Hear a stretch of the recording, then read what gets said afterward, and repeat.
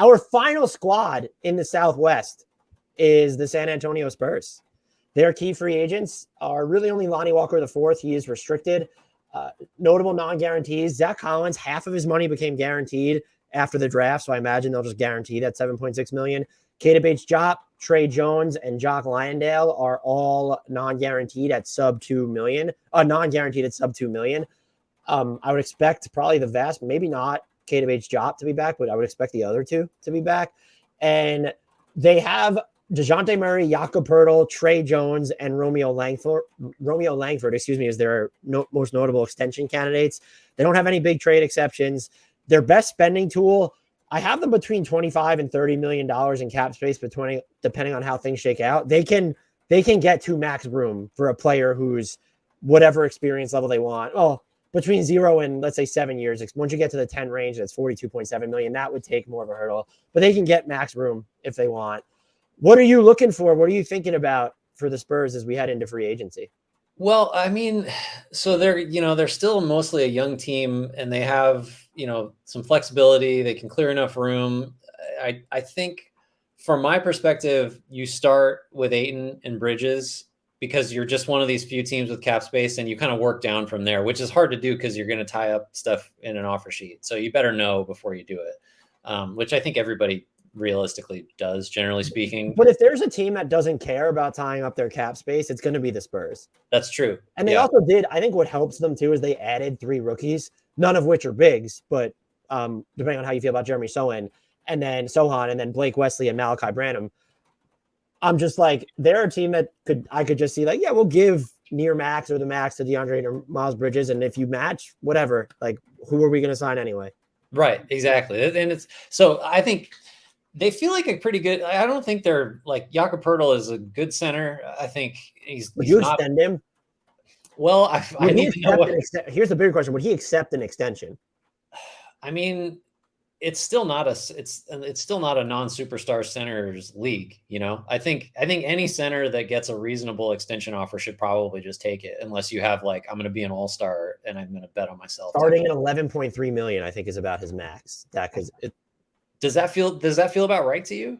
It feels right. If I'm him, people now know that he's like one of the best rim protectors in the league. I might roll the dice into free agency because that's about where the mid-level exception might wind up anyway, as of now. That's true. No, I think the Spurs feel like a logical Ayton spot to me.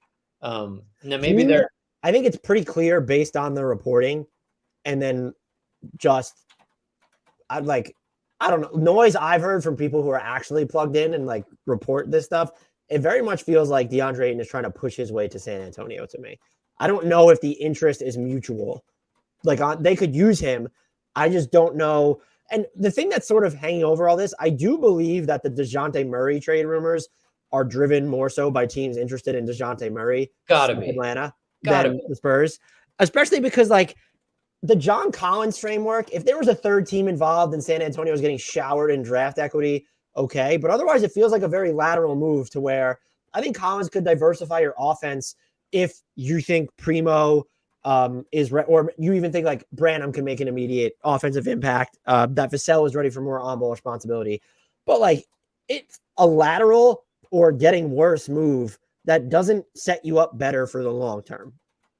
I think Murray is like orders of magnitude more valuable than John Collins. I'm with you. And he's not going to sign an extension, which I think is also why people are talking about this, because the max they can offer him, like this is a guy who's going to get near max or max money when he actually hits free agency at this rate, unless anything happens. And he's scheduled to hit free agency in 2 years in 2024. So I mean, I would offer the extension, but just 120% off his number doesn't get you to what his max would be. No chance he takes that, and he shouldn't take it. I think the arrow is still up on a guy that just went like 21-9-8 and is improving in like all the ways you want, and is a great defensive guard. I will say that gets me to what I think this team's. They have 2 needs that stand out. Like they could use another front court somebody, whether you think it's someone who needs to play the 4 or 5 or a straight up 5 behind Jakob Poeltl. But I also am like, they need, and maybe he's already on the roster, they need like the second ball handling shot maker, even the primary off the dribble scorer, I would say, because Murray's not like, he's developed a mid-range game. gives you some just finishing around the rim. He's good enough to hit, like, if you need him to slow dribble into threes or hit spot up threes, like that's something he can do. But they need, like, that's why when Murray tweeted and deleted the picture of Zach LaVine in the Spurs jersey, that's the type of guy. Unless you believe that guy is on the roster, I mean, he's the type of guy for any team, but unless you believe that type of somebody's on the roster, that's who you need. I do think it puts them in an interesting pickle in the sense that how do you find that guy based off where they are going to be drafting with this roster? Because they're too good to tank. As like, you can't, unless you're going to trade Murray, you can't move anyone else on this roster and tell me that the Spurs get appreciably worse. I'm not saying he is their nerve center, but it's just like everyone else, the drop off to me between their best player and their second best player is probably one of the largest in the league right now, depending on how you feel about Keldon Johnson, or I'm in love with Devin Vassell.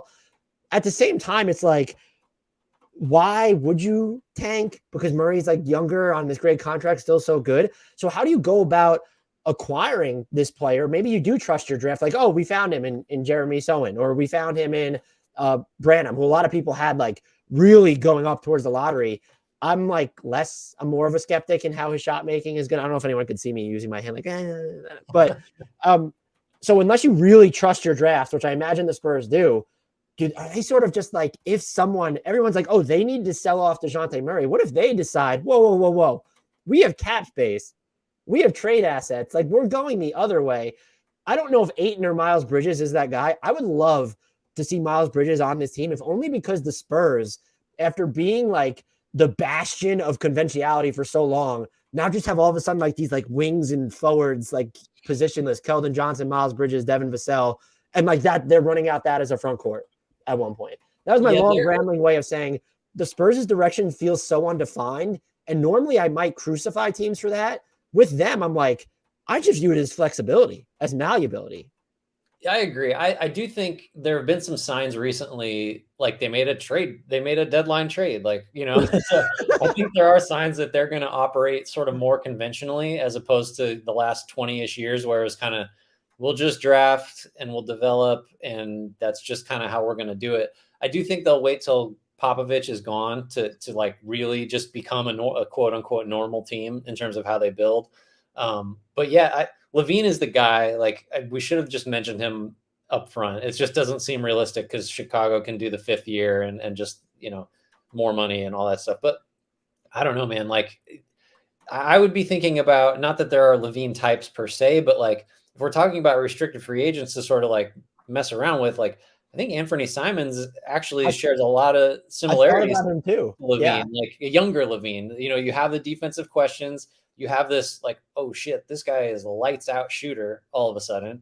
I mean, that's, probably disrespectful, but like great shooter, great athlete, like kind of similar. And you would use Murray to guard whoever you don't want Simons to guard. And that's just kind of how it would work. So yeah, super flexible. I think I'm not trading Murray just at all. Like that all that noise needs to stop. It would take even I think what was it framed as, a Drew Holiday type offer? It depends on the team that's making that offer, because if it's a team like the Bucks who can't make that offer but are projected to be that good, that doesn't do it for me if I'm San Antonio. Like, right. It needs to be like bowled over type deal, to where if it was the Hawks that went that route, or if it's the Knicks, where we'll bet against your next 3 to 4 first round picks. That's a bet that we're willing to make here. I need a minimum of like 3 shots at getting someone who might be as good as Murray. Because chances are you're not going to hit on any of those, but I need a minimum of that. Like, so they got to be high value assets. I'm not mad or even disappointed. Maybe I'm a little proud of you, or this isn't creative. My take for this section was I would go, and I don't know if it's taking max money. I would pay Anthony Simons to see what the Blazers do, because I know they have Branham. I love Josh Primo. I like Trey Jones. You already know how I feel about Devin Vassell. But you can make it work. And I don't know that Trey Jones and Josh Primo and Malachi Branham, like, you could have some of those guys. You could keep them there and it's fine. There's no one aside from Devin Vassell, and he can play up. Like, he doesn't need to be your 2. Simons and Murray works in the backcourt. And I like that better than, I think you could argue that Ayton or Bridges is just as good of a fit. But like, Jakob Poeltl is fine. You have Keldon Johnson, who he's extension eligible as well. I would go the shot creation route. and that you're not getting that as much of it in Miles Bridges or Ayton. And I'd be curious if, I know the Blazers seem prepared to pay Simons, but if we haven't really talked about what we think his extension, or rather next contract, ends up being. Like, if you gave him $25 million, like, is that something that the Blazers wouldn't hesitate to match? And, if it, like, he's the one where it's like, okay, if the Suns let Ayton walk and get nothing in return, it's going to be max money. Simons is tougher because I feel like his sample size of impact is just a little bit more finite to this point. But, like, if I'm the Spurs, I don't know, man. Like, I would do, this is probably why I'm not in charge of an NBA team. I'd be doing some pretty reckless things with the offer sheets right now. Well, no, I agree. I two things. One is, I think Simons seems like it's fait accompli that the Blazers will keep him at a number that's like kind of scary. And that fit sucks. That fit's terrible. It's like him and Lillard are not a good fit. It's McCollum and Lillard with more question marks. I will say what they've done is they've gotten younger, and then I think there's now more defense on the perimeter around them with Josh Hart, Jeremy Grant. Sure. But the San Antonio fit is great. So whatever the number is for it to be a palatable signing for the Blazers, that number should be higher for the Spurs. So just a roundabout way of saying, like, the Spurs should probably be willing to offer more because it makes more sense. And all the flexibility and optionality you talked about, all these young guys, all their pick equity. If it's apparent after a year or two that the Simons thing, like, Simons turns out, he's a good stats, bad team guy, we're overpaying for that like garbage stretch run on a Blazers team that was trying to lose, you still have all these other pieces to throw in to move him. You always have to be thinking, like, how difficult will it be to get off this? And I don't think it'll be very hard if they need to, if it goes totally wrong. So Simons should be like that. To your point, the Spurs should get reckless because you need to push the Blazers to a decision, which they'll make. And then worst case, you've just tied up the Blazers. Inflated. Yeah. I was afraid to say it, but I'm like, his max is 30.5. I might just do it. The Blazers don't seem like they're not going to match anyway. Then maybe you're a little bit worried, but like, you have DeJounte Murray below market for the next 2 years. Exactly. There's flexibility there. Yeah. The last two phases of this part for the Spurs, do you think Keldon Johnson gets an extension? I think he's a clutch guy, so no. I think he's going to wait and see if he can get 9 figures in restricted free agency or whatever his max would be. Yeah, I don't see him extending. Like, I would try because I mean, he was the best corner 3-point shooter in the league last year. The way he went from, like, I think Nekias Duncan used to call him basically like a bull in a china shop, and I've called him like a bowling ball with legs. When you look at the way he played last year to where he felt more plug and play on offense, that makes him infinitely more valuable because it's like he doesn't need to have the ball in his hands. It isn't just this straight line guy. I would look at extending him because I get what you're saying, but I kind of feel like, I don't know, in the 15 to 18 range, like, you're turning that down if you're him. I think he would. I would offer it if I'm the Spurs for sure. Because I think there's still like a lot of, like, for as physical and strong as he is and as hard as he drives the ball, he still doesn't get to the line like nearly enough for his style of play. And so I think if you add that and the 3-point shooting, like, forget improves, just sustains, or it gets a little worse, like, suddenly he's just like an efficiency monster and at the position you want, like, it just, yeah. So he might be worth, 20-25 million a year down the line at some point. It's just, I wouldn't rule that out yet. I think he's on that track. I wonder if you price that into why you wouldn't go and make an offer sheet to Ayton. Or first of all, if you're going to make an offer sheet to Bridges, the Bridges Keldon Johnson fit, if you end up paying both of those guys, is Bridges your center at that point? But I wonder if that proves prohibitive for the Spurs. I'm all in on Simons with them. Who is most likely on this team to get an extension? I don't know why I left Keldon Johnson off the initial list. Maybe I was tired when I was writing this, but between Murray, Pirtle, and I think it's Keldon Johnson are like the real, I know Trey Jones, Romeo Langford, who cares? Who do you think is most likely to sign an extension out of those three? I just go Pirtle, even though I said I downplayed it, just because I think Murray has way too much to lose. He leaves a lot of money on the table, and I think Johnson probably does too if he extends now, based on just the raise isn't big enough right now. Based off what we outlined, whether it's another big, maybe some more established wing defenders, or just high volume shooting, whether that's off the dribble or even a catch at this point, any free agents that you particularly like for them? Yeah, I think shooting Murray makes it kind of easy because you can sort of throw more limited guys in there. I think he might see him bring back someone like Bryn Forbes, just like let's just get the guy next to Murray that Murray can cover for and that he's going to space the floor. Gary Harris is someone else. I think Malik Monk. They have a lot of options. I don't know, I don't know how much of their cap space they want to use because like they're another team that if we get partway through the year and nobody has space and the Spurs kind of hang on to some of it, maybe that's your Tobias Harris dump. Maybe that's, whatever else you want to do. So, I mean, they could fit any kind of shooting backcourt player. I'd love to see a center with some stretch. That'd be cool. But Shout out to Boucher. Carry on. Boucher for sure jumps in there. But yeah, Mobamba. This could be a fun Mobamba team too.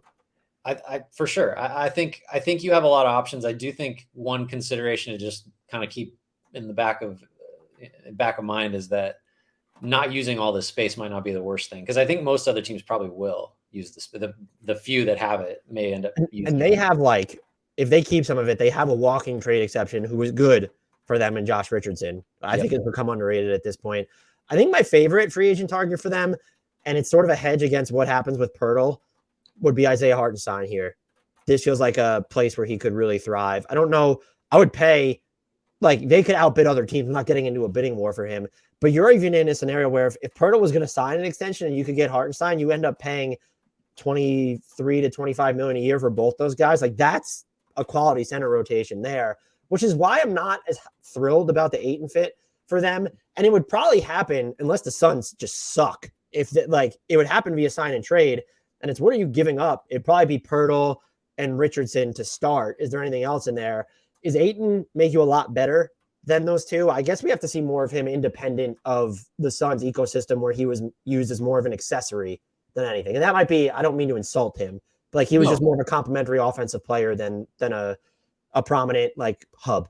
Right. I like Nick Claxton if you want to mess around with more restricted free agents. I think because, the Nets probably have a fairly low ceiling on where they're willing to go, depending on who knows how things shake out. Kevin Durant and Kyrie Irving are gone. Look, we're reporting this as a new report came out. The Nets are willing to get rid of both Kevin Durant and Kyrie Irving.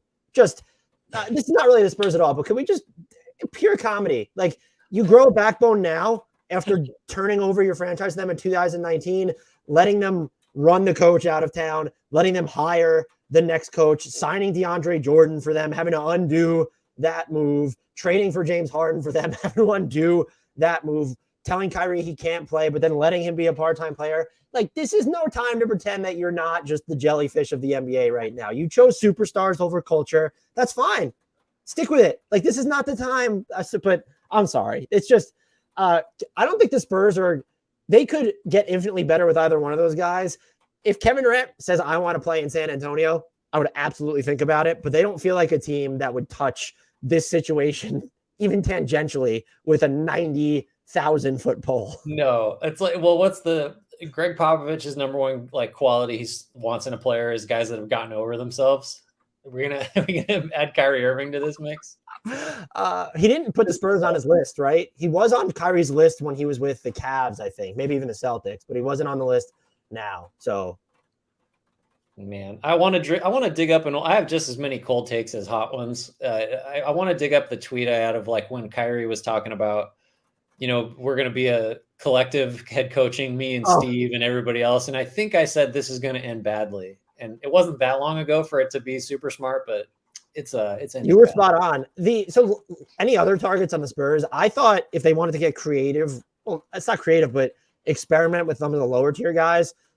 Cody Martin, Caleb Martin here, Amir Coffey here. I think I probably prefer the Martin twins. This might be the first time where I don't think Amir Coffey is the perfect fit because the Spurs have like all these 1s, 2s, and 3s running around, and I don't think you can move Coffey around as much positionally as either of the Martin twins. But either of those three guys, if you wanted to try it, they're on the, we'll say, youngish end. I think Coffey is the youngest of those three at 25, and the Martin twins are 26. They could also be a team like, if let's say you're punting on your cap space in a sense, we're not planning on using it. Like instead of a Miles Bridges, like they could go out and sign Otto Porter from the Golden State Warriors if they were looking for a stopgap or a human trade exception. That's the other thing I could see them do. Because they're operating like more of a normal organization, is do they go out and sign players with sort of the intention of we're staying competitive anyway for at least this year with Pop. But if we want to move them at the deadline to get more stuff or as part of a step ladder to a bigger trade, we absolutely can. Yeah, definitely those kind of guys where you just kind of flex and say, we'll just trade this guy to a contender down the line at some point. Like put them in the mix for any of those guys. I think Warren would make sense as a risk in that regard because maybe he looks great and then you flip him. We haven't even talked about Kyle Anderson coming back home. I feel like just that would be a Spurs thing to do. And if he starts to shoot it a little better, then he's another guy you could flip. Or he just kind of he would have to shoot it well to make sense with Murray, I think. But he's not someone you're necessarily like building into your core. On the other end of the spectrum here, what's that? Jalen Smith here?